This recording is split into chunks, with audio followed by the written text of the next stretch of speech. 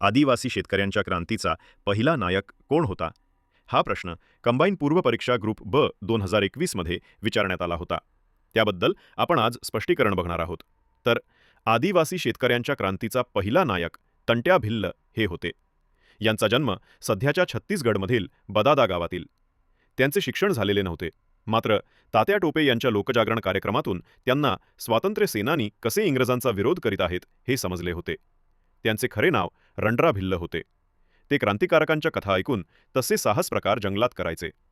त्यांचे युद्धकौशल्य बघून तात्या टोपे यांनी त्यांना गनिमी काव्याचे प्रशिक्षण दिले. नेमबाजीमध्ये त्यांना निपुण केले.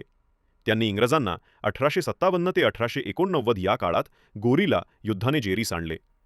त्यांनी इंग्रजांना लुटून ते गोरगरिबांना संपत्ती वाटत असत. लोकांचा त्यांना मोठा पाठिंबा होता. लोक त्यांना आदराने मामा म्हणत. त्यांनी या काळात एवढी दहशत निर्माण केली होती की पोलिसांना तंटा चौकी उभ्या कराव्या लागल्या. त्यांना पकडण्यासाठी विविध बक्षिसे जाहीर केली.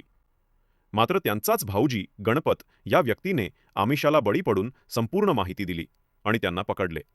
यांच्या अटकेची बातमी न्यूयॉर्क टाइम्सने छापली, ज्यामध्ये त्याचा भारताचा रॉबिनहुड उल्लेख करण्यात आला.